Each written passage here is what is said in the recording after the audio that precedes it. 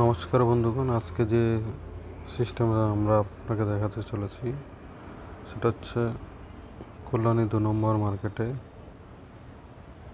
ঢাকেশ্বরী সুইটের ওপরে টিন ছেটে 30 kilowatt hybrid solar system installation করা হয়েছে।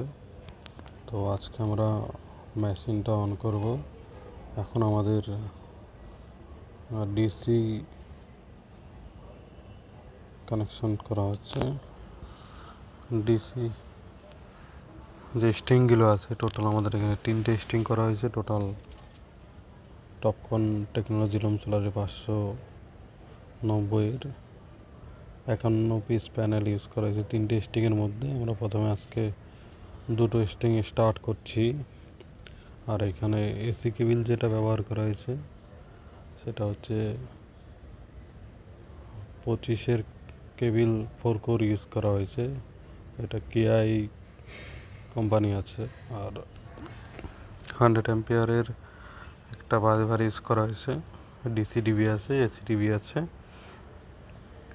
তার সাথে হাইব্রিড সোলার ইনভার্টার দিয়ে এই কোম্পানির 3 ফেজ সিস্টেম ট্রান্সফরমারলেস, যেটা উইথ ব্যাটারি এবং উইদাউট ব্যাটারিতে কাজ করে।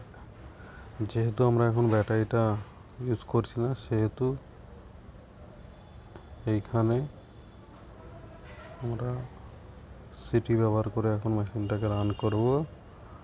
যখন প্রয়োজন হবে তখন ব্যাটারি আমরা ইউজ করতে পারবো। তো চলুন সম্পূর্ণ ভিডিওটা দেখুন।